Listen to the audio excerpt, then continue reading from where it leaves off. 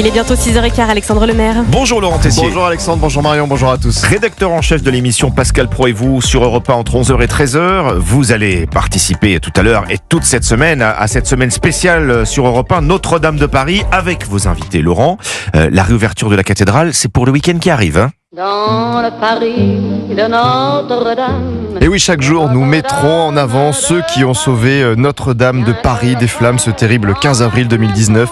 Des héros qui ont risqué leur vie alors que la cathédrale était dévorée par le feu. Nous mettrons en avant ceux aussi qui ont participé à sa reconstruction, les artisans, ces maçons, tailleurs de pierre, charpentiers, couvreurs, sculpteurs, notre savoir-faire historique. Nous avons eu tellement peur de voir disparaître Notre-Dame de Paris. Imaginez la capitale sans elle. Après plus de 8 siècles d'existence, Emmanuel Macron avait déclaré il y a 5 ans « Nous sommes ce peuple de bâtisseurs. Alors oui, nous rebâtirons la cathédrale Notre-Dame plus belle encore.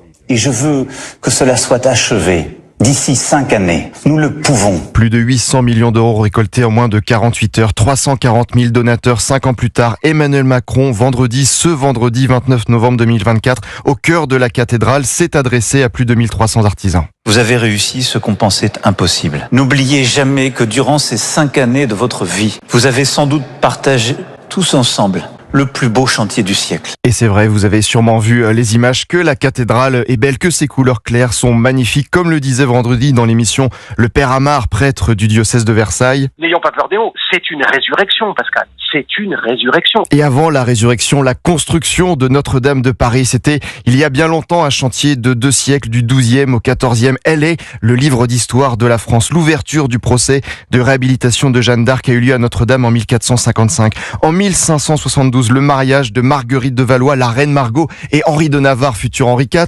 1804, Napoléon Bonaparte est sacré empereur par le pape Pie VII. Le 25 août 1944, les cloches sonnent la libération de Paris. Notre-Dame Alexandre, c'est le grand témoin de notre histoire. Pour vous Laurent, cette réouverture de Notre-Dame, elle renvoie à plusieurs symboles. Oui, parce que sa reconstruction envoie un message très fort, redonne de l'espoir à tous les croyants ou non. Je vous en ai parlé ici à Europe 1.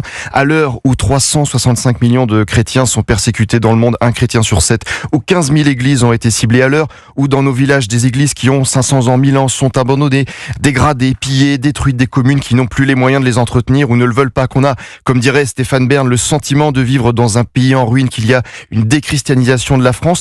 Et si la résurrection de la cathédrale relançait l'attachement à notre histoire, la sauvegarde du patrimoine religieux de nos villages? Quand les langues se taisent parce qu'on n'apprend plus, les pierres parlent encore. Et les pierres nous racontent notre histoire. Alors n'hésitez pas à écouter le fabuleux podcast européen au cœur de l'actu, le grand défi de Notre-Dame, 3 épisodes exceptionnels racontés par l'ami Pascal Pro, le film du jour de l'incendie, le 15 avril 2019 jusqu'à la reconstruction.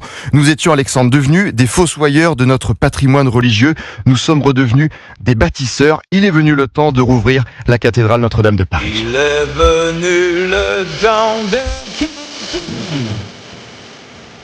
Allez, vous enchaînez. Ça monte haut quand même. Ouais, ça monte trop pour vous. On va pas la faire ce matin. Il est un petit peu tôt. Merci Laurent On laisse Bruno Tessier. Pelletier chanter. Laurent, à tout à l'heure. Pascal Pro et vous à partir de 11h.